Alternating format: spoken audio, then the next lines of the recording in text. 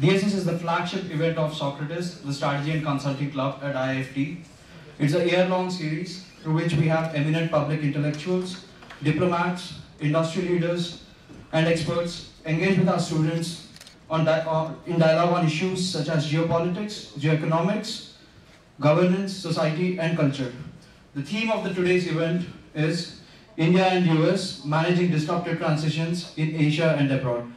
We have with us our distinguished speaker, first distinguished speaker for this year, Dr. Craig L. Hall, Honorable Consul General of the United States in Kolkata.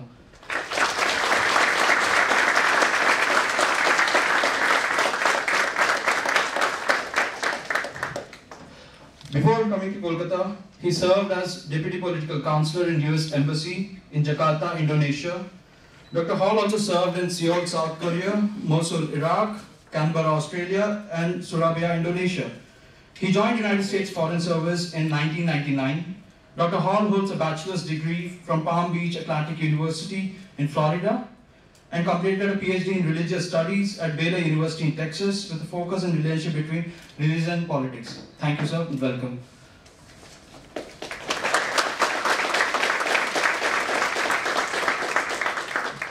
We also have with us today's moderator of today's session, Professor Ishani Naskar. Dr. Naskar is a professor of international relations at Ravindra Bharati University. She has over 20 years experience in academia. Dr. Naskar is an expert on Southeast Asia with interest in South Asian affairs, maritime security, and Indian Ocean. She has been involved in a number of track-to dialogues. Dr. Naskar is also the project director of MOSUM under Indian Council for Social Sciences Research and member of Center for Studies in International Relations and Development, Kolkata. Dr. Naskar holds a BA in Political Science from Presidency University and MA and MPhil and PhD in International Relations from Jawaharlal Nehru University. Now I request Dr. Hall and Professor Naskar to launch this year's edition of DSS by lighting the ceremonial lamp. Please.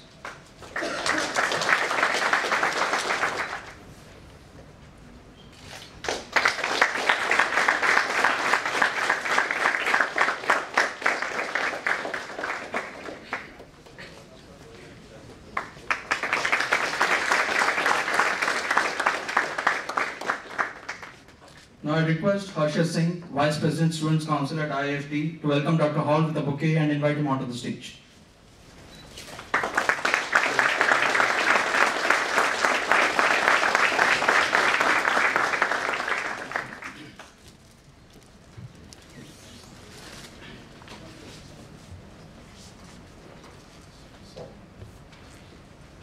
Now I request Pankaj Kisan, Joint General Secretary Students Council, to welcome Professor Naskar with a bouquet and invite her onto the stage.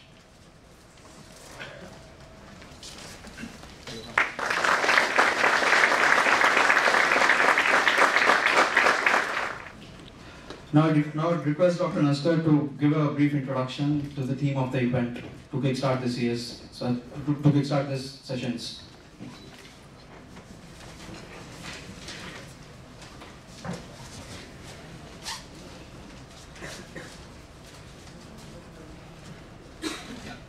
Good evening, everybody. Namaskar. At the outset, I must thank the IIFT, especially the Club Socrates, for having me over and allowing me to share my views and moderate this session with His Excellency Mr. Craig, who I know from before. So today's topic that Mr. Sai had sent me, and I personally thank him for, helping me to understand how this thing is going to be happening here, is India and US Managing Disruptive Transitions, Asia and Abroad. And I hope I'm not going to actually gather the ire of the host here by actually questioning the topic itself. I actually asked my young friends there that how you go about selecting the topic, and I was told that this is done very democratically. So therefore, my humble suggestion is that, or my humble question is that, why would you even call it disruptive transition? This is a teleological argument which takes the entire discussion to a certain kind of a narrative. Why would you assume a transition is disruptive in any case? I mean, when you are saying disruption, whose disruption? Disruption from what? I mean, as to whose perspective are you talking about? Because transitions are not always disruptive. So when you're talking about disruptive transitions, and that when you're mentioning Asia and abroad, so you, ladies and gentlemen, you're actually taking a very, very general view of transitions, and then you are saying that it is disruptive, so it's already described as a kind of development, which I personally would not like to talk about. Here, when the concept letter came to me, two very interesting words and very close to my heart, because that is how I am trained, were used, and I was very happy about this. One is geoeconomics and one is geopolitics, and I believe Mr. Sai just mentioned that again. You see, when I'm looking at Asia as the landscape, and that is what I'm told at first, Asia and abroad, but I will first talk about Asia. You know, I will try and bring forward as how geoeconomics and geopolitics actually you can put into perspective as to how Asia is the rising, the area where people are actually going to put all their attention and all their money in. Because, you see, the word geoeconomics actually means the economic, the economic dynamics that has an effect on national interest and political power, decision making. So the rise that you are seeing of Asia at this present, ladies and gentlemen, is all about finance and economic dynamism, which is being looked at Asia. Asian power, when we're talking about Asian power, we primarily first talk about the economic part of it, and as an economic powerhouses that are developing in this region, and I'll come to that in a minute, as being which is now complementing also the military element. So Asia is a place where the powerhouses, the economic powerhouses are not only economic powerhouses, they're also military powerhouses. They will also becoming military very dynamic. So therefore there is an interplay between geoeconomics and geopolitics, and therefore these two words are extremely important and relevant.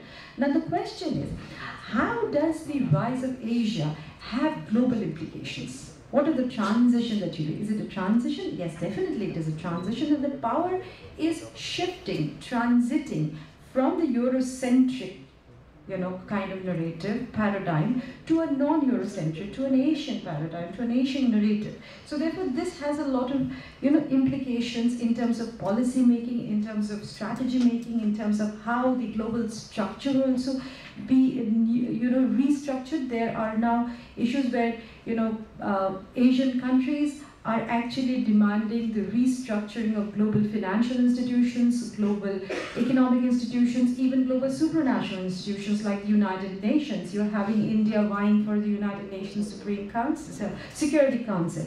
So these are the things that are taking place. And not only that, just imagine we began with a G7, which later became G8, and now it is G20, which itself talks about the kind of change that is taking place, and the members that have been inducted are all from Asia, largely from Asia and Latin America. So the whole dynamic seems to be changing according to me.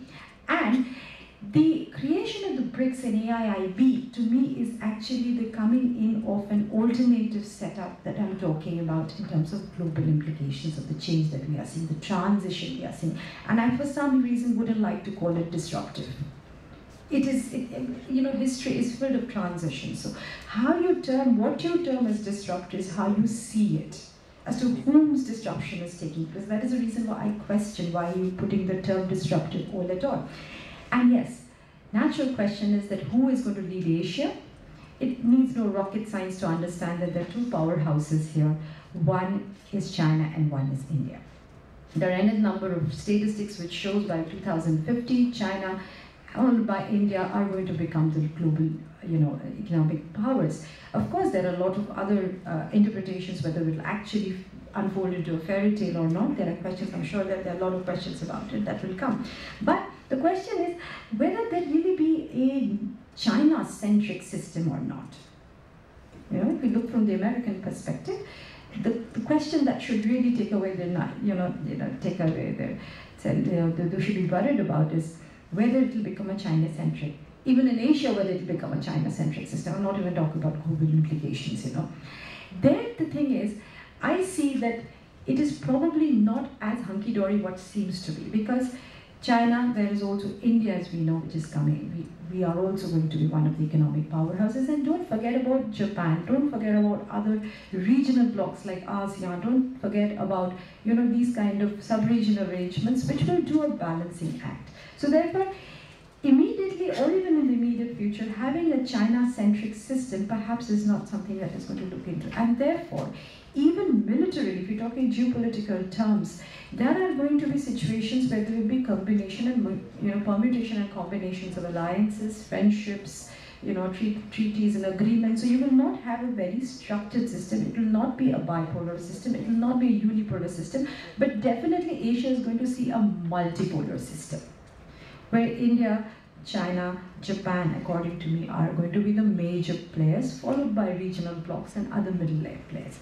So, United States must kind of posit itself against this kind of realities.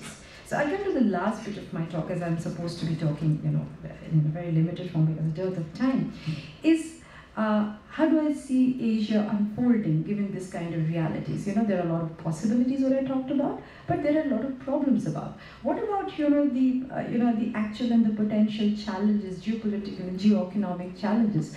We may think about financial crisis of 1997. We have to think about that. How whether that will again affect the economic dynamism of the region. What about the nuclear crisis that we all know, the Northeast, the North Korea thing? Don't forget that South Asia has nuclear powers. In fact, to the best of my knowledge, whole Asia has 6 nuclear powers. So therefore, that is also something one must think about. What about the the tinderboxes? What about the maritime issues like the South China Sea, where India has, and in the United States, a very serious stake? What about East China Sea? So there are hotspots which will also kind of balance the prosperity, the possibility of a stable Asia, of a rising Asia. This will be also challenged by these kind of situations. And of course, the most important part is the future of the Middle East, because that is, ladies and gentlemen, the resource hub. All the countries, most of the developing countries are looking towards the Middle East, and the Middle East has as now it stands, the Syria civil war runs into its 8th year, if I'm not mistaken, and there are no takers for any peace process at this point of time, and it has involved a lot of extra-regional powers, regional powers, and so these are the issues. Perhaps this is one which will be a disruptive transition, according to me. This is something which has a lot of violence, a lot of bloodshed, and a lot of complicated dynamics that is centered around this question. So these are things that will continue. Now, whether India and United States, how do they manage the show? That is what this topic is. In the first place, whether India and United States actually share the same perceptions about the developments all around them. That is a very important thing. Should we have the same kind of a perception about world dynamics, about geopolitics, about geoeconomics? It is only then we can think about sharing the responsibility or coming together in doing our act. Is it very necessary that India must think the same way the United States thinks, or is it necessary that the United States also must? You must remember that India is an Asian power and one of the rising powers, one of the powers where the transition is taking place, right? Now the question immediate for us is whether our transition will be challenged by China's transition or not, right? So therefore we are in definite competition, and this competition is unavoidable because both of us are developing economies, resource-hungry economies with 1 billion plus population. So therefore we are bound to compete. So there is nothing to fall apart thinking about the fact that we are going to compete. It is very natural to compete in economics. Economics is anyway predatory, so therefore you compete. The question is, how do you balance it? Therefore, India will be concerned about China, but does it really mean that it's a zero-sum game?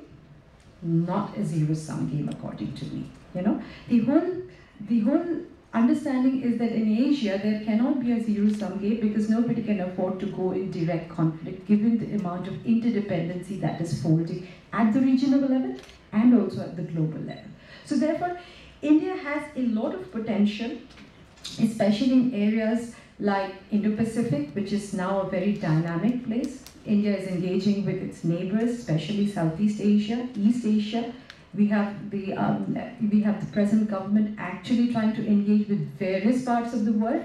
For instance, very recently we had the Jordanian premier coming to the country, but at the same time, you should also know the Vietnamese premier was also here. So we were doing a look east and also doing a look west policy at the same time. This is one balancing act that we are doing. And with United States kind of withdrawing of sorts from different kind of commitments, whether it's military, whether it's economics, whether TPP, things like that, India has to learn to do its act on its own. We can't bandwagon. It is not the Cold War days any longer, ladies and gentlemen. We just can't bandwagon with a big country and just carry on our show.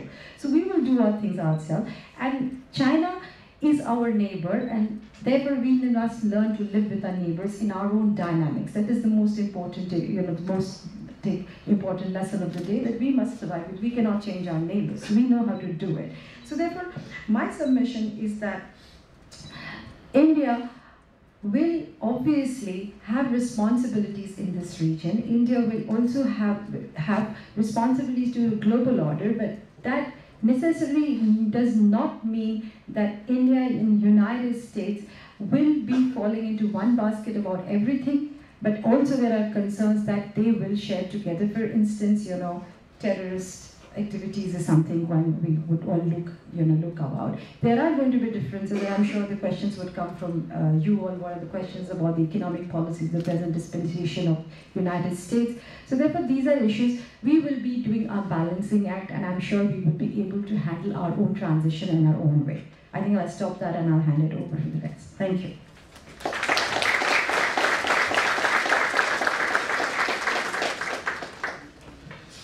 Thank you for the great introduction, ma'am, setting the tone for the discussion. Now I'd like to request Honorable Consul General Dr. Hall to address the gathering.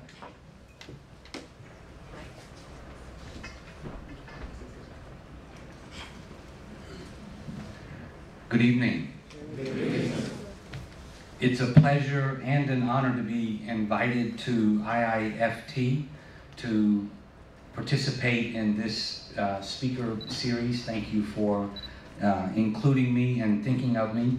And I particularly want to thank Socrates, the Strategy and Consulting Club, for your initiative on the series and for the invitation to me. And to Dr. Naskar, thank you for the stimulating introduction. I'm ready to sit down and have the discussion now. So I'll try to move quickly, but I'd like to speak on two subjects before we have a discussion. First, I'd like to touch on the United States Indo-Pacific strategy and highlight the importance that America attributes to the U.S.-India partnership going forward. And second, I'd like to share some thoughts on the U.S.-India bilateral economic relationship, which is in fact a cornerstone of our strategic relationship. The United States recognizes that America's future prosperity and security are inextricably tied to the Indo-Pacific, a region from an American perspective that we define as being bookended by India on the west and the United States on the east. Nowhere in the world are the United States' economic and strategic opportunities clearer or more compelling than in the Indo-Pacific. The region is home to 4 of America's top 10 trading partners, 5 of our 7 treaty alliances, so a concentration of treaty alliances in the region: Japan, Korea, Thailand, Australia, and the Philippines. And the region is home to the world's largest and fastest growing economies. The United States' vision for the region is an Indo-Pacific that is open, prosperous, and secure. The vision excludes no nation.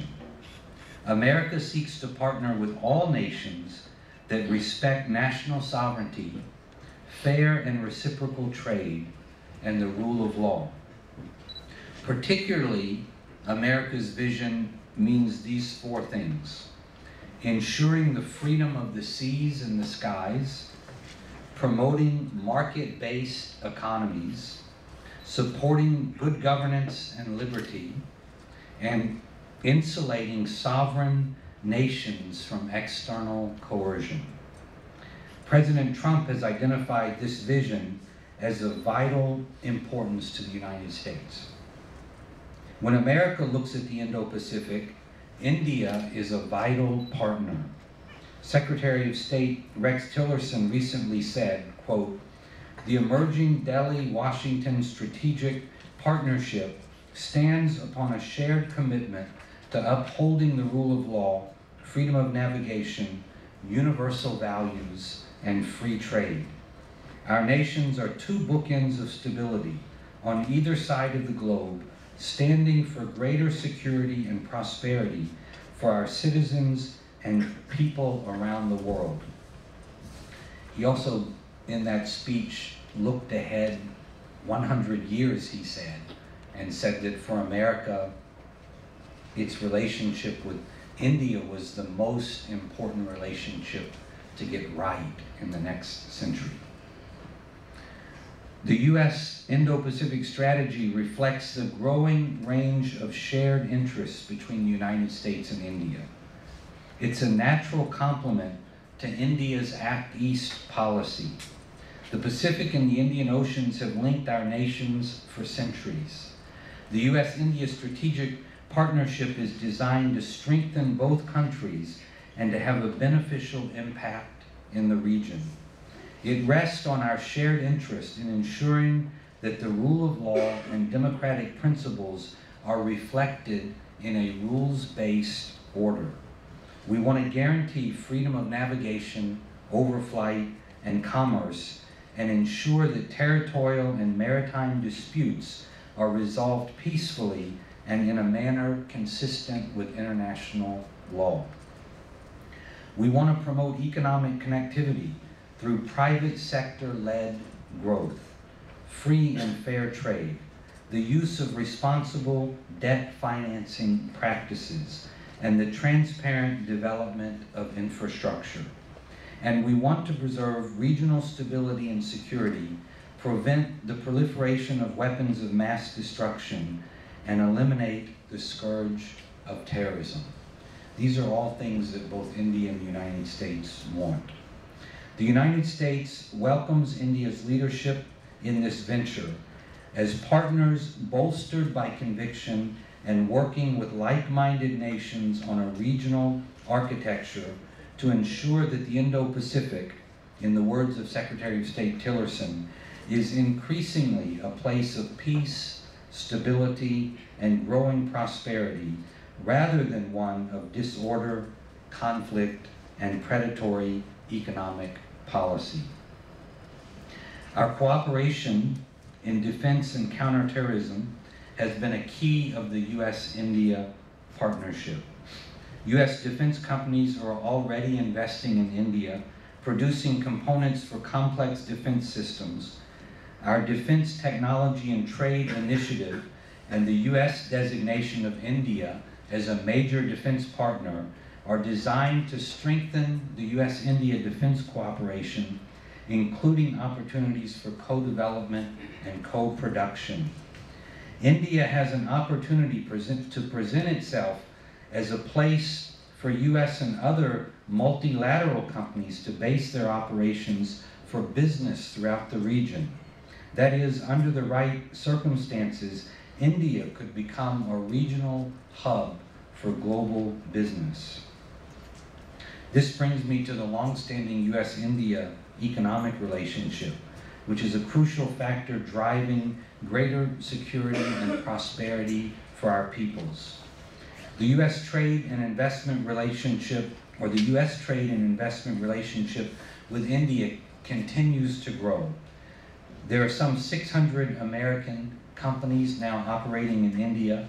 Bilateral trade has grown from approximately $20 billion a year in 2001 to $115 billion last year.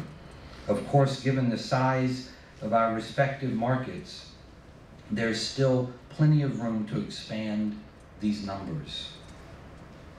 Indeed, many sectors represent opportunities for our two countries, and I'll just mention a few. I already mentioned the defense sector, where our two countries have gone from nearly zero in sales to close to $15 billion in a decade, and this includes some of America's most advanced military equipment. Looking at another sector, the digital economy and digital services in India are also growing at a rapid rate. India's healthcare industry is expected to grow to almost $300 billion in 2020. U.S. environmental technology can play a key role in helping India address air pollution, energy efficiency, and other energy challenges. And U.S. technology can also help India address its food security and agricultural concerns. So there's lots of room to grow. Just looking at the energy sector, the opportunities are enormous. The United States is uniquely positioned to offer India a comprehensive energy partnership, including all forms of energy: coal, crude oil, natural gas, and nuclear power, as well as technology related to clean fossil fuels, smart grids, energy storage, and renewable resources. If we look at travel and tourism and education, this is another sector with much room to grow. We applaud Prime Minister Modi's emphasis on improving the ease of doing business in India. In the economic arena, the Prime Minister and his team have already launched a series of economic reforms ranging from bankruptcy measures to the implementation of the goods and services tax, which replaced a plethora of state and local rules and regulations with a more understandable and navigable nationwide system. I don't know what your feelings are about GST, but I think the outside perspective and the American perspective is that eventually it will make India easier to navigate economically. And yet, despite all these activities and reforms, it can still be very difficult to do business in India. While the big picture of the relationship is very good and getting better, the details are often difficult, especially in the economic arena. And I'd say not just for American companies or foreign companies, but even for Indian companies. It's still too hard to do business in India. The United States remains India's largest export destination, purchasing close to 20% of India's overall goods and services exports. And that's due in part because the United States maintains one of the lowest average applied tariff rates in the world at 3.4%. By way of contrast, China, for example, has an average applied tariff rate of 9.9%, and India has an average applied tariff rate of 13.4%. President Trump, and it's just been increased in the budget that was released last month. President Trump has been clear about U.S. trade policies. The United States is working to create fair and reciprocal trade for U.S. companies. Our overall goal is to advance trade and investment across the world, including bilateral free trade agreements with countries that agree to implement the domestic reforms that will help them meet the high standards of a bilateral trade agreement with the United States. Unfortunately, short-sighted, market-distorting practices and an unwillingness to create reciprocal market access by some of America's trading partners have prevented a full realization of the benefits that free and open markets would offer. We need to do more to substantially grow the U.S.-India bilateral trade and investment relationship and balance the U.S. trade deficit with India, which totaled over $30 billion last year. So out of a bilateral trade relationship of $115 billion, the U.S. had a $30 billion trade deficit. Here are some of the things that the United States thinks we could do better with India.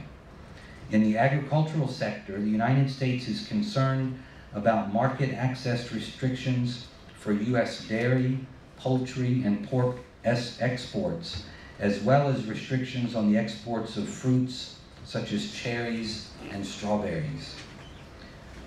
The market for legal services in India is currently closed to foreign lawyers and law firms. In the education sector, U.S. universities are not allowed to establish campuses or joint ventures in India. In the retail sector, the current 30% domestic content requirement for sales by foreign-owned retailers impedes greater foreign participation, as well as the restriction on multi-brand retailers. The United States also has concerns regarding the weak protection and enforcement of intellectual property rights. In the field of copyright, procedural hurdles and effective enforcement remain a concern. In the case of patents, while remedies to support patent holders' rights do exist, concerns remain over revocations and other challenges to patents, particularly patents for agricultural technology and pharmaceutical products. The United States will continue to work together to increase free and fair trade and is exploring more areas for cooperation. You may have heard President Trump use the phrase America First. America First and Make in India are not incompatible. Rather, investing in each other's markets would be mutually beneficial. It would increase our economic interactions and volume of trade, lead to collaboration on emerging technologies, and create jobs in both countries. Increased openness to U.S. goods and services and an expanded presence of U.S. companies would also stimulate private sector investment in improved infrastructure and overall connectivity in India. As the U.S. Ambassador to India, Kenneth Juster, has said recently, one constant in today's turbulent world is and always should be the strength of the U.S.-India partnership. While both India and the United States cherish our independence and sovereignty, the true value of our partnership is that it can better enable each of us to positively influence global affairs and achieve our greatest aspirations for the security and prosperity of our peoples. With that, I'll conclude. Thank you for your attention, and I look forward to the discussion that will follow. Thank you.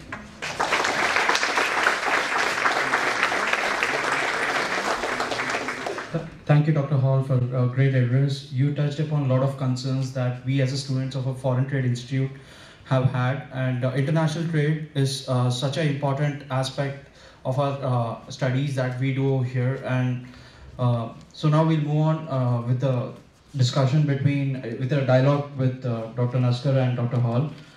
So the format would be that Dr. Naskar will open the dialogue, and when they'll move on a theme, when the theme comes to an end, she'll open for the questions. They'll take about a couple of questions and then again close the floor, and they'll continue with the dialogue and again open for questions in the ending. Thank you.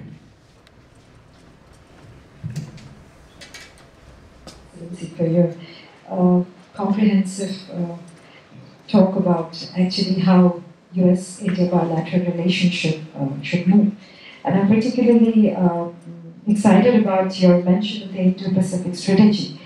Now, my understanding of the Indo-Pacific strategy is that there is the whole concept of Indo-Pacific is an evolving one.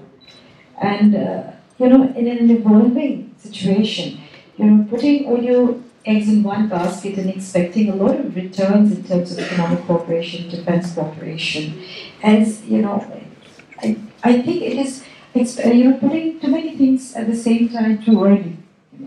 But having said this, is also very important to understand that Indo-Pacific is a region which will evolve as a crucial component of coming geoeconomical and economic and geopolitical dynamics that is going to unfold in the region. How do you perceive India's Act East policy as a major pillar in bringing about stability in the Indo-Pacific region? What is the American perception of India's Act East policy as a stabilizer in that region? So, a couple things I'd say. I wouldn't look at the Indo-Pacific strategy as something new or something that's evolving. In fact, I think it's very conservative. And I think it would almost be fair to say that it's a renewed effort to maintain the status quo, the post-World War II era of peace and stability that was built on a shared understanding and agreement to an international order that was relatively transparent and rules-based. I think the United States sees that order under threat, and I think we have to make a renewed effort to maintain that peace and stability that we've all enjoyed. We think China is important because, like the United States, India is a democracy, and from that flows certain values that, despite all of our vast differences in culture, history, languages, and all the rest, because we are both committed to democracy, we have a shared commitment to the rule of law built into our societies, a shared commitment to transparency and accountability among our government officials, a shared commitment to human rights, those things.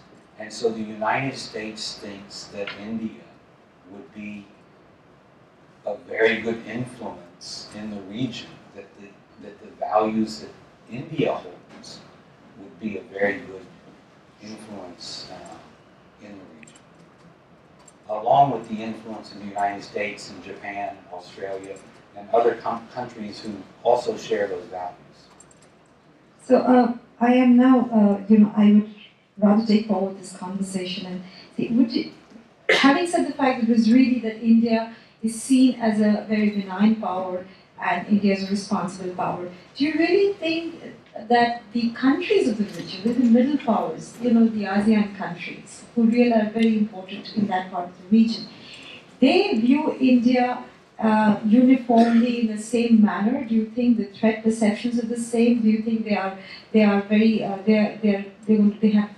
takers in terms of the unfolding India-United States dynamics, the way it is folding? Do you think all the countries of the ASEAN regions view it in the same positive manner, or is there are differences of opinion? Because ASEAN itself is a regional bloc which doesn't have the same kind of perception about various issues, starting from South China Sea to trade to various kinds of threat perception. So how do you think the perception from that side is towards this relationship between India and the United States? So I can't speak for the other countries, but from an American perspective, I don't think those countries view India as a threat. On one very real level, India is not eyeing anybody's territory, right? Looking east, so it's not a military threat in that way. And opposite of viewing India as an economic threat, my conversations with representatives from ASEAN, the question really is more like, where is India? Like, why isn't India here? And where are the Indian business people? So I think now India's presence is so relatively little that in fact it would be welcome. That's my personal experience talking to people. In your speech, you were talking about transparent infrastructure building and connectivity projects, and this is one region which is now vibrant with a lot of connectivity projects that's taking place.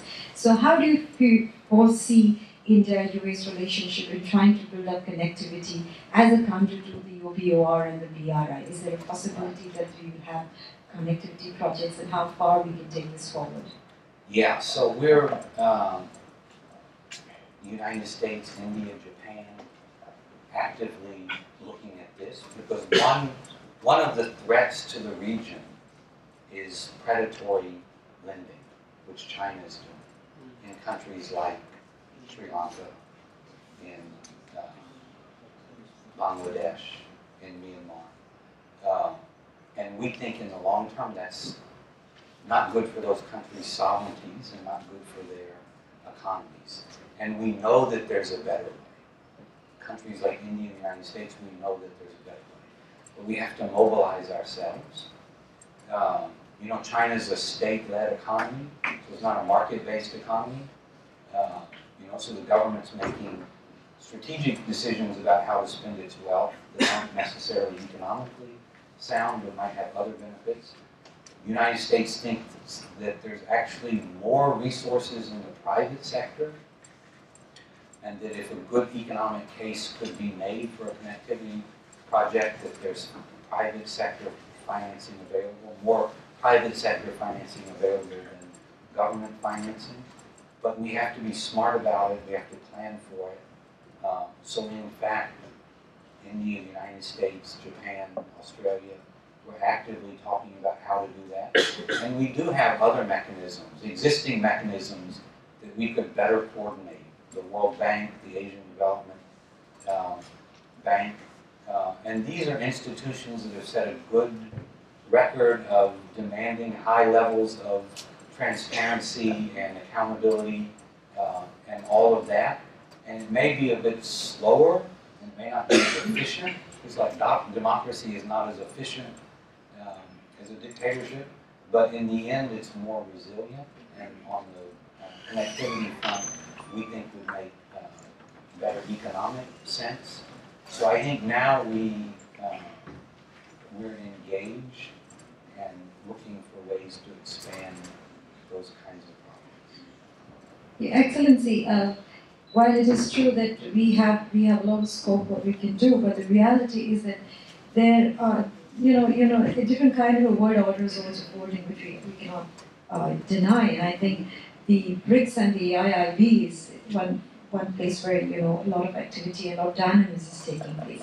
And there is a feeling that the IIB will kind of hallmark, will earmark a different kind of financial structural system, and they will be also funding a lot of projects, including connectivity projects. So where do you really see an alternative order and a financial order coming up, which will have a direct impact on the Indo-Pacific region, and particularly, the kind of partnerships that you're talking about with India, Japan, Australia. Because some of the countries are also members of the IIB, so that is not denying the reality. Right. So where shall we actually stand at the end of the day? So the AIIB is, coming into shape. The United States didn't oppose it. Hopeful that it will live up to international standards. They've served us well until now, but that's not guaranteed.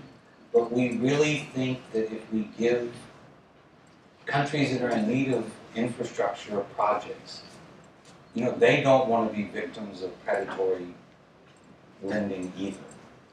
So if they understand what's happening, if they have options for better or different kinds of financing, we think that would be attractive, but we have to coordinate ourselves to make that available. So, particularly for India, some of the connectivity projects that have been part of the BRI, have not been very comfortable for India, especially the CPIC and the BCI in particular. So, do you think that this initiative, which India is not a part of it, and yet we also trying to have our own set of projects, trade relationships, is enough to balance the kind of, as you say, predatory approach China has? It can be.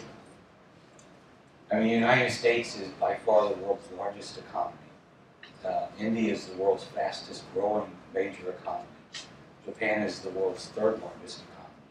And if you put countries like the United States, Japan, and India together, and we coordinate our resources, there's much we can do, but that we haven't done yet in a coordinated fashion. And I think this is, part of the U.S. thinking behind the Indo-Pacific strategy is to articulate our goals and the vision, and then identify partners like India who share those goals and interests, in Japan, Australia, so that we can work together to make it a reality. It's not to say it won't be hard. It'll be hard, but that's okay. I mean, we've done hard things before. we have the resources. It's not that, it's not that we're the world's poorest countries. We're some of the world's richest, most resourceful countries. So why couldn't we do it, right? We just have to coordinate ourselves, and that's what a partnership is. And I think that's what the United States is looking to India for, to join that partnership. And it's a multilateral partnership, and there's no reason we can't be successful. I think India would more be doing more of a balancing act in this region. As a South Asian power, it has also responsibilities towards its neighbor, and the reality is that China is also our neighbor, which there is no denying. So somehow I feel that for India, it has to balance between the major powers of the region, including extra-regional powers, and Indian Ocean is one place where the competition would become more and more evident. So how do you foresee India's role in the maritime domain in the coming few years? So from an American perspective, the United States would very much like to see India increase its defense capabilities. And the Indian government would like to see India increase its defense capabilities, right? So, and that's in process. It's happening, and the United States thinks it would be a very good thing if India increased its defense capabilities. So where do you see the DTTI going? What is the future of the DTTI, the Defense Technology Trade Initiative that is there? So how far do you think it will take forward the relationship? I'm confident that the United States is committed to it. It's still very young. I think it's only about 2 years old. It's new and it's different. The United States hasn't done it like this, and India hasn't done it like this. But again, all the pieces are there. So for example, India is a partner, or India has the capability and the resources to make a real contribution. Some of the world's greatest scientists and researchers are here in India, right? So that part of it is here. So and it's already, it's already happening on a relatively small scale. The design of an aircraft carrier is underway. New designs of jet engines are underway, and we're actively meetings ongoing.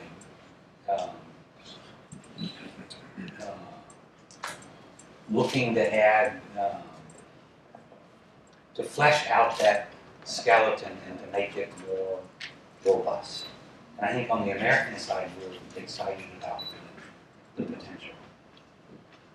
Your Excellency, having said it, then the bright future we're looking, I think there are also a lot of, apprehension about how the present dispensation is looking at India, what are the trade pledges, and I think the young audience here has a lot of question about the service sector, I think, which is very pertinent to them. So I think we shall open it and ask the audience to ask questions if they wish. We can take a couple of questions and then take forward the discussion. Please identify yourself. So my name is Udit Shah.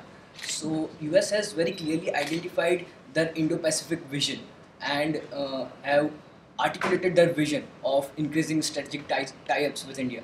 So what all initiatives can we expect when it comes to Indo-US defense cooperation, owning to the facts of like maritime security challenges and all those issues that are being faced in Asia-Pacific region? So that was one particular question for you, sir.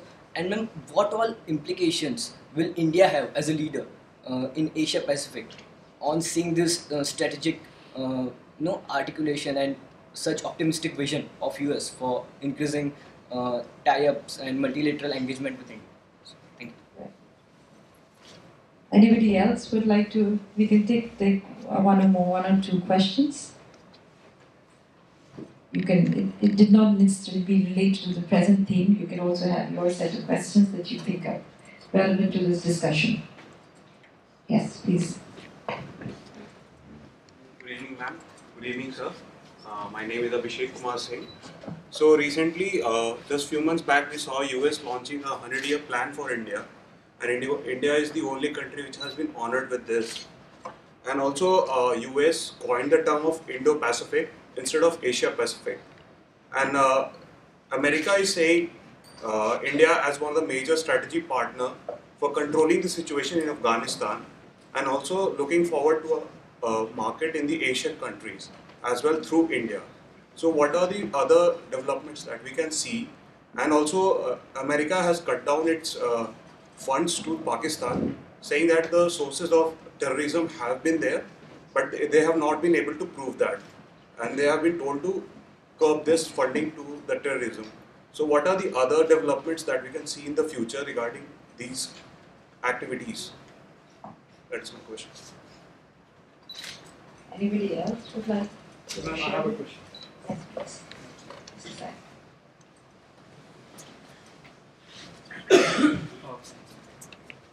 Sir, my question is, recently we have seen a lot of instability in the region, for example, what's happened in Maldives. And there are many people, even among us, who argue that the responses would have been different compared to like what we did 20, 30 years back. So what is US position on this? Because now for example, what do you think that India should have done? Because we feel if we don't take action over here, there will be responses, there will be repercussions across the region. And really worried that China's dramatic entry into multiple spaces, first was in the Nepal and now in the Maldives. So we're really concerned, what would you suggest that India and US should do together to maintain status quo and stability? Can we take one more question? If there is any other question, and then we'll ask His Excellency to respond. Yes, please. Good evening, sir. Good evening, ma'am. I am Pradeep. So there is a talk of increasing the minimum salary of H-1B visa holders to around $90,000. You also talked about the access being denied to the law firms and other high-skilled workers from USA. So do you think there is a prospect of a service trade pact wherein the benefits could be reaped for both the parties? Okay. I think Your Excellency, we could just respond to these first set of questions, and then we can take more as we dialogue. So you'll help me if I miss some of it. But the first one on defense cooperation, I don't know if you remember, about 6 months back, there was a maritime exercise off of Chennai called Malabar. It was the biggest yet between India, the United States, and Japan, and it was significant. From the U.S. perspective, it was a great exercise because it was complex and multilateral and all of that. You know, the United States would push, you know, if the United States had our way, we'd push to expand it, you know, so include other countries. You know, why not include Australia and Singapore, for example, in exercises like that. India is a bit reluctant, but I think growing more accustomed to the idea, and the Malabar exercise was an example of that. But then the United States would also like to see India develop its capabilities, which means more and better ships, more and better airplanes. You know the kinds of things that you need to project force into an area as big as the Indian Ocean. It is happening. I mean, it's underway and it's moving in the right direction. Looking a little farther afield, you mentioned Afghanistan, Pakistan. India is doing a great job with development, significant development projects in Afghanistan. India is a great influence in Afghanistan,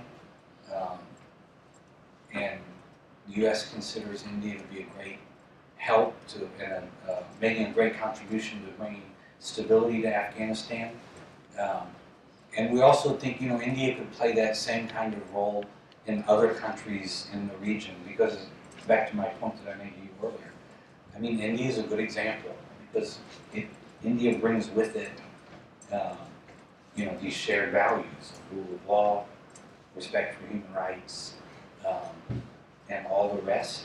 I think if besides the military channel, another very key way of having mutually beneficial influence with neighbors is, through business and economics.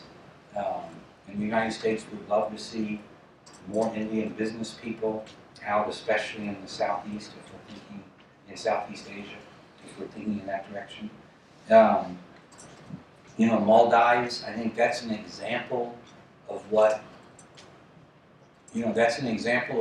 could go wrong. And India has historically had influence in Maldives. The United States would be very happy to see India have influence now, to try to bring that situation back under control and to, decrease the opportunities for outside powers to come in and take advantage of the situation, which would not be good. But India, who besides India has the potential to do that? So that's a contribution India could make.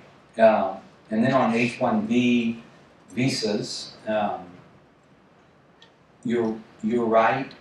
One thing to remember from a U.S. perspective, the H-1B program is not a U.S.-India program. It's a program, it was designed to be temporary, to find workers from anywhere in the world who could meet certain requirements. It just so happens that I think more than 70% of the H-1B applicants are from India, which I think more than anything is a testament to the competitiveness of Indian applicants. So from a U.S. perspective, the H-1B visa is not about India because it's not a bilateral program. It was never considered to be a bilateral program, but we understand that from an Indian perspective, it looks like a bilateral program. But we'd use that as an example of, there are that many Indians allowed to work in the United States. Why aren't there that many Americans allowed to work in India? Where is the reciprocity, the exchange? So right now it's a very one-way system, which is why, honestly, when Americans hear Indians complain about it, what we see is a one-way system, and we wonder, well, where's the other, where's the other side of it? If I may just add flesh to what His Excellency has been asking, you were asking about, the leadership of India in this region, especially. I think now the leadership is even more evident because the way the neighbor diplomacy has been approaching through the ACTs and through sub-regional initiatives, as he was speaking about Malabar exercise, I'm reminded of the RIMPAC also, where we have exercise together. We have Milan, which is one of the largest naval exercises in the region, which allows Australia and other countries to. So we have been having, a lot of defense exercises, which gives a kind of message to the region that we're ready to take on to a responsible role. Of course, the question which is asked by His Excellency, and I have also had this kind of, experience that the countries of the region were asking, where is India because of the way. But the point is that we have been engaging ourselves in a more sustained, yet in a benign manner, which has more takers, rather than have a very pushy engagement like China. So therefore, I think we have an extra edge over what has been happening, and that is also applicable to our policies towards Afghanistan, towards South Asia. But the problem is that in South Asia, there is so much of historical baggage and so much a spillover effect of very complicated dynamics that everything cannot be had the way we would like to have it, and the way, Your Excellency, you wish, the United States would wish that India play its role. Because we do not have a clear message as to how the India-Pakistan dynamics vis-a-vis US is going to unfold in the future. We're not very sure about that. And we are also trying to figure out how the all-weather friendship between China and Pakistan is going to unfold and what it's going to spell for our position in South Asia. So therefore, these are the geopolitical realities with which we have to deal. And we have to diplomatically try and live with the fact that all the neighbors of India are not going to put their eggs in one basket. That is the reality of the case. So therefore, as much they are dependent on India for many things. You can remember the Nepal, the earthquake. We were the first people to go there. Okay, so there are places where we have done a lot. The tsunami exercise, we have had much of that, humanitarian thing. We have the HARR exercises happen, goodwill exercises that happen together. So there are things which are happening, but it depends on how the neighbor also perceives us. And unfortunately, there are certain fixed notions as to how India is viewed by the neighbors. And Mr. Sai, and as His Excellency was saying, that it would have been very easy for us to intervene during Muhammad Gayoom in Maldives. But now perhaps you have to think twice whether you want to directly intervene because there are questions of international law, as much as there are also geopolitical implications of the, hovering presence of China in the region. So therefore, everything is not as easy, but all said and done, I think Indian leadership in the region is evolving, especially with, for the last decade, in a very steadfast manner. And I'm very hopeful that that will be taken very well by the international community. So now the question that you were saying, Your Excellency, that India is not doing enough to open up its market. But you must understand that the reality is that we have gradually, the popular perception, and this is the popular perception, is that the welfare state orientation of the country is gradually decreasing. So, for a country like India with a billion-plus population and a certain level of poverty, it is perhaps not really that easy to suddenly take a revolutionary turn or a very, voltage turn and fulfill the needs of international trade and commerce. So, where do you think, really, according to the American perception, where are the glitches in an open, kind of a trade relationship between India and United States? Where are the practical glitches according to your perception in the Indian system? There are too many. India is not yet, India is opening up. I mean, well, India has I don't know how to say what I should say. India, since its independence, has not been free market oriented. Right? Is that fair to say? Yes. So, okay, maybe now it's moving in that direction, but from a U.S. perspective, it's not moving quickly enough. And as Americans, we are committed, or we believe, we're committed to the idea that free markets bring prosperity when they're reciprocated. Now we're dealing with the lesson with China. We all thought 15, 20 years ago that we'd bring China into the global free market economy and that it would reciprocate, it would enjoy the benefits and reciprocate and we'd all benefit. But now we're learning that China doesn't want to reciprocate and from China's perspective is more of a one-way street, which creates other kinds of problems. But the Americans still believe in free markets and capitalism. And we think it brings prosperity.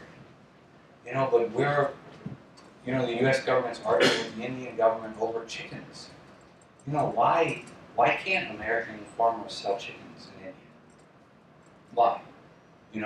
Indians would eat more chicken, they'd spend less money, they'd be healthier, and it would bring other kinds of benefits. But it's 2018, and Americans and Indians, we go to Europe and we argue at the WTO over chickens. So it's not yet, we're not yet on the same wavelength. So you're trying to say that the issue of protectionism to a certain extent kind of, doesn't allow you to take this forward. But this is also a reality that India-China trade is also developing. India-China is also So it's very, right. So it's very complex. It is very complex. So India has a trade surplus with the United States and a huge trade deficit with China. So how does India open its market and not be buried under an avalanche of Chinese products which aren't coming from a free market, right? And at the same time have some kind of reciprocal free trade, more reciprocal free trade with the United States. It is very complex. And so, you see... So the United States has said, and our U.S. ambassador to India just last month said, why don't we think about, why don't the United States and India think about a bilateral free trade agreement? So the U.S. side wants to do that, but the Indian side doesn't.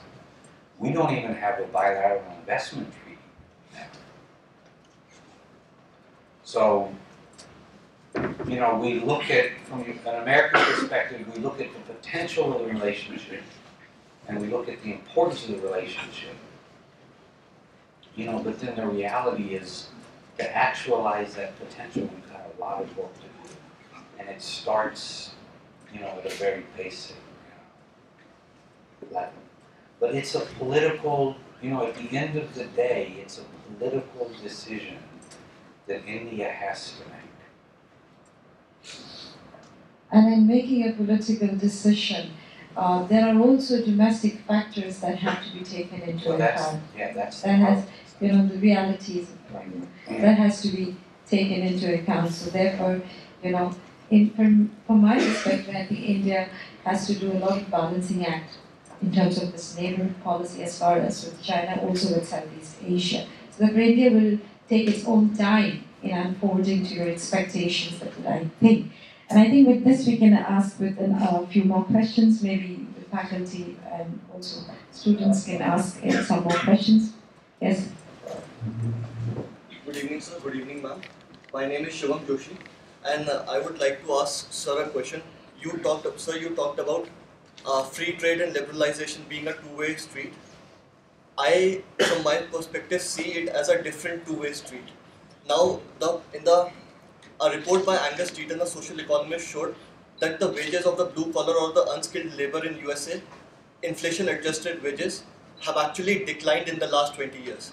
So, don't you think that the present administration actually understands more so than the previous administration that its hands are sort of forced when it comes to the H-1B visa implications that we are seeing, and the proposition of taxing outsourcing firms that outsource their businesses a lot that is being discussed.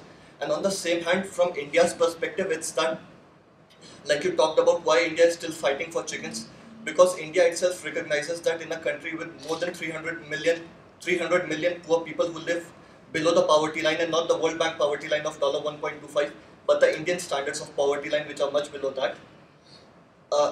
Sectors such as animal husbandry and poultry, which are highly unorganized in India, but highly organized in USA. If India does allow them to come to USA, then people who are already poor will suffer in a massive manner. So it's a different two-way street and a different kind of understanding. What are your views on the subject? I think if I can just add to it, my crux of the problem probably is just putting one practical example. So the level playing fields are extremely different. So therefore, when the level playing fields are not equal, it's very difficult to have a liberal trade in a two-way manner that you're expecting us to play. I think that is what the crux of the problem is. For both the administrations, they're realizing their own problems of allowing free trade in terms of cheap labor, which they cannot compete with, and India is facing its own problem of allowing organized industries to come into intrinsically or historically unorganized sectors, which will again make the competition difficult or impossible. Right. There's someone gentleman there who wants to take a question. Good evening, ma'am. I'm Ishani Naskar. So my question is with respect to the recent hikes in the tariff rates of aluminium and steel. So US being the largest importer of steel in the world, so how is it going to impact the global trade, and especially countries like Canada, which imports around 90% of its steel imports to USA. So how it's going to impact the relations with US, with Canada as well as India, which is also a major exporter of steel into towards USA, and also how do you think US is going to fare in this trade war that it has kind of started in the world? Because the last time that it started a similar kind of a war in the 1930s, it didn't fare well, and it also led to the Great Depression in the later half of the 1930s. So what's your take on that? You can also make your observations if they're not questions. You can always make your comments about the discussion, that ongoing discussion. You can have. Yeah, that is one. Yeah. So my name is Pankaj Chisan. So I would like to amalgamate both the questions. So my question is regarding the chickens. I would take the reference of the chicken tax, which was imposed in the 1960s on US exports to the Europe. So at that point of time, the chicken tax led to taxes on a different field, that is the automobiles industry. So it spawned to that industry, and currently we are seeing tariffs on steel and aluminum. So how do you think it will cascade to different industries, be it construction or electric vehicles or the other industries? Any other questions or comments? You wouldn't get His Excellency every day to talk to, so I think it's a good opportunity to interact. Good evening, sir. Good evening, ma'am. Ma'am, before in your introductory speech, you mentioned about how the rising level of competition between China and India, and similarly the transition of power that has been happening from the US to the Asian region. So my question is that do you think that the OBOR initiated by China is a major initiative to actually do the transition in an accelerated manner, where China is actually building countries through their because of being a manufacturing superpower, they're actually building countries. So is that their portrayal of showing that they can be the leader that the world may want in the future? Thank you. Final question. Good evening, sir. My name is Siddharth from Indian Institute of Foreign Trade. Sir, my question is that there have been a lot of decisions that the present administration has taken which India does not agree with. For example, the moving of the US Embassy to Jerusalem in Israel, and how they are viewing Iran again, which is a close ally of India. So how do you think that in the light of the special relationship that you want to build with India, that how these disagreements, when they come, will be solved and resolved? And secondly, in the economic sphere, as you have said, that since India's tariffs are too high for American businesses, so there are reciprocal tariffs that the American administration is building. So don't you think that would actually decrease the amount of trade? And if India is, as you say, in the next 100 years, the one relationship that you should get right, how you are going to get it right if these tariffs are going to increase in the future? Thank you. Okay. This last question maybe for the... Good evening, sir. I'm Avinash Yadav from the batch of 1790. So after the launch of IPR policy of India, the US has commented that India should strengthen its IPR policy more. But don't you think in sectors like pharmaceuticals, where the drugs are very expensive in US market and India has been exporting a lot of drugs, so don't you think strengthening these IPR policies will impact accessibility to a lot of people, and what's the take of US in this? Thank you. I think we have a fair set of questions to which we have to respond. So what if I start in reverse order? That's right. I mean, from a U.S. perspective on IPR, if you don't, there's very little difference between physical property and intellectual property, right? So what would happen to an economy if somebody could just come and take your house or your business? I mean, it would fall apart. The economy would fall apart. Intellectual property is the same thing, and it has to be protected. I mean, from an American perspective, we think, one reason that so many Indian entrepreneurs move to the United States to start their business is because there's more IPR protection there than here. So if IPR protections were strengthened here, there might be more Indian entrepreneurs who stay here and develop their businesses, which would be good for the Indian economy, which in the long run would be good for the U.S. economy because we'd have more trade. And then I know that drugs and pharmaceuticals, I know it's a very complex issue, economically and morally as well. But the reality is that there's a cost to developing drugs, some of them billions of dollars. And companies won't develop those drugs unless they know that the return is going to come from somewhere. And IPR is the way to do that. On differences, how to manage differences between US and India. Actually the closer we become, it sounds counterintuitive, but the closer we become and the more interaction we have, the more differences we'll have. Because you think about it, if we had nothing to do with each other, we'd never have differences. The more we have to do with each other, the more differences we'll have. It's just like your family. The most heated arguments that you have are with people in your family. Why? Because you're living together and you're close together and you have a lot of interaction. I think international relations is the same thing. So differences are fine. They're to be expected. It's not a surprise. The key is to develop mechanisms and habits that allow us to manage those differences, right? And sort out, where can we agree to disagree, and where do we have to, come to an agreement. And mature relationships can handle that. So, that's, in fact, the U.S. government, when we have meetings with the Indian government, we actually talk about this explicitly. How can we develop mechanisms and habits for managing differences? Now, on GOBOR, I mean, it could be it's like a hammer. You can use a hammer to build a nice building, or you can use a hammer to tear something down. So, what is GOBOR going to be?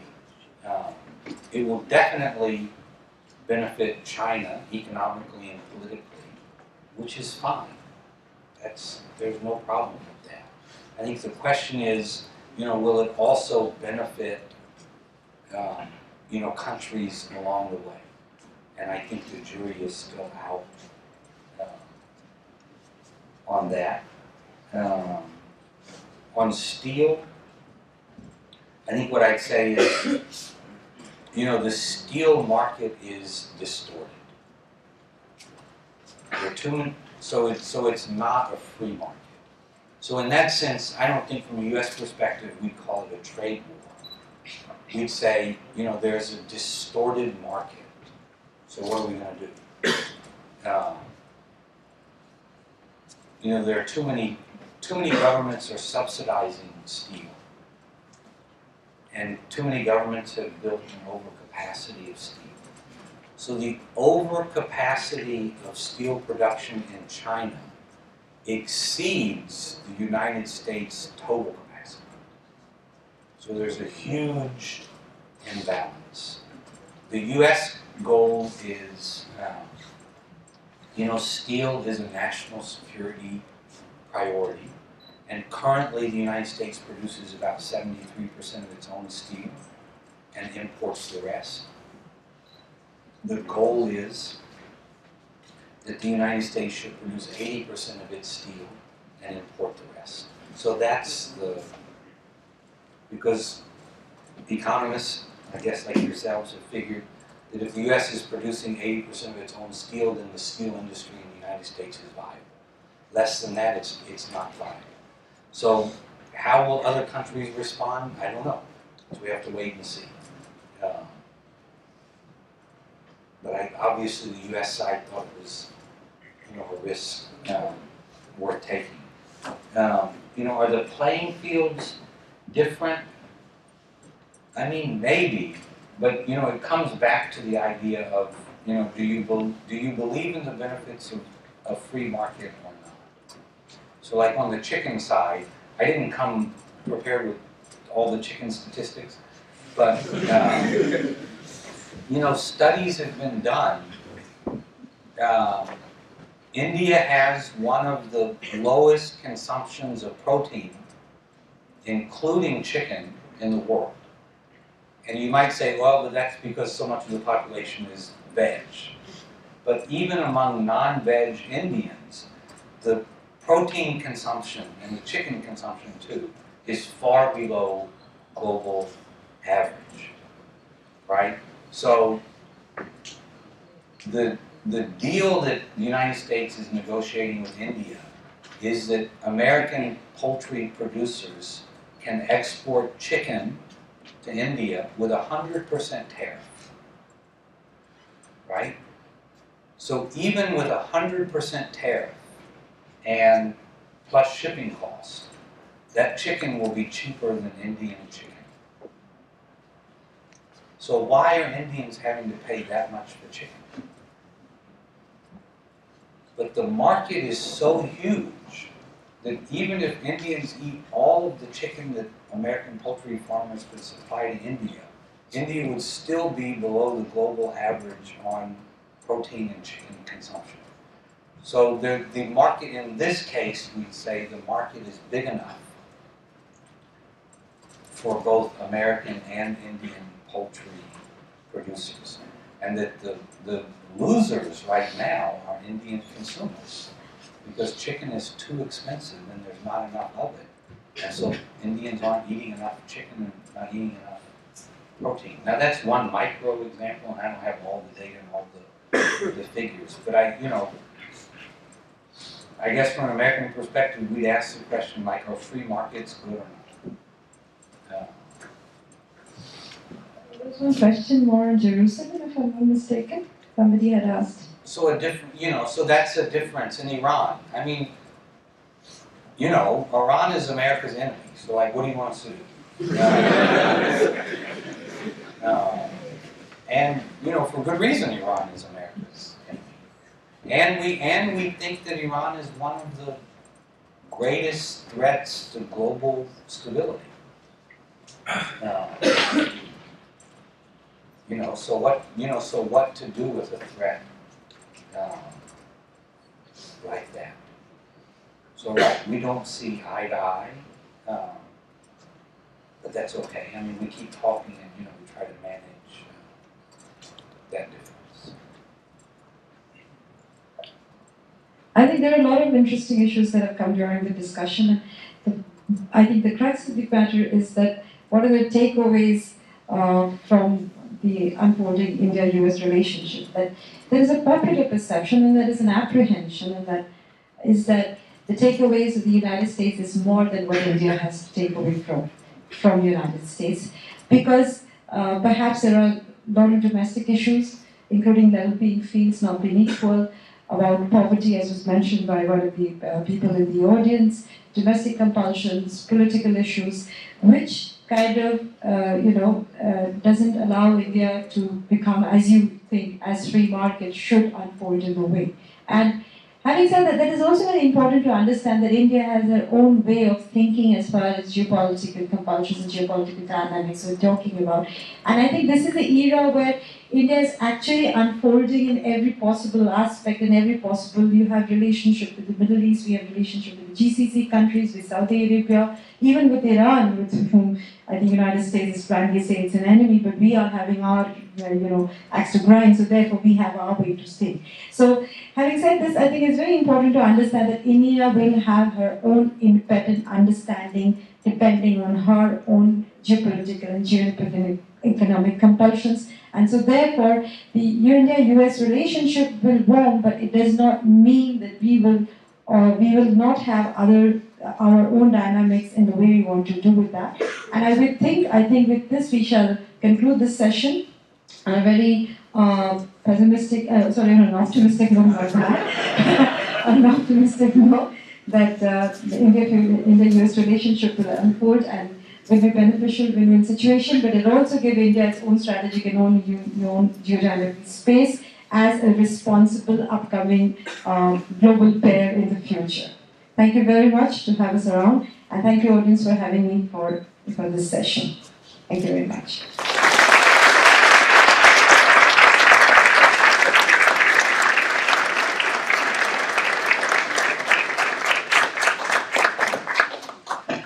Thank you, Dr. Hall and Professor Naskar, for such an insightful discussion about India and US relations. We got to know about a lot of perspectives from the US side, or how they look at different issues, and I hope this adds a lot of value to our existing knowledge about present relations. Now, before we conclude the session, we'll be launching this quarter's edition of Mark Mantra, the IIFT's in-house publication. It's a marketing magazine, and also the Infinity, the finance and business magazine of IIFT, and it has for a long time highlighted issues related to international economics and the sentiments which affect the businesses. I'd like to request Vikas Rao and Vignesh to present the editions to the honorable guests.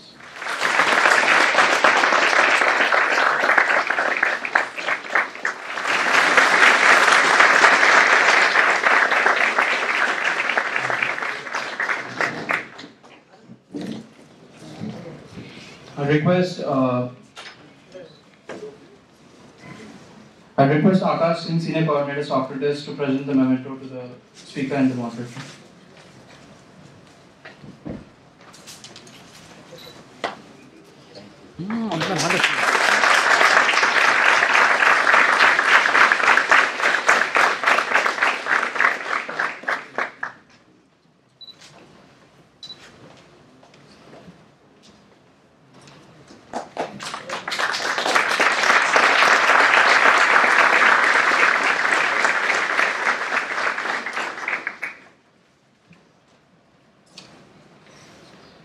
Thanks a lot, Dr. Hall, for accepting our invitation immediately, and even though it got delayed a bit, but we managed to pull this off. We hope we host you again. And thank you, Professor Naskar, for moderating such a beautiful discussion. I hope nobody else could do as good as you did. Thank you, ma'am. Thank you, sir.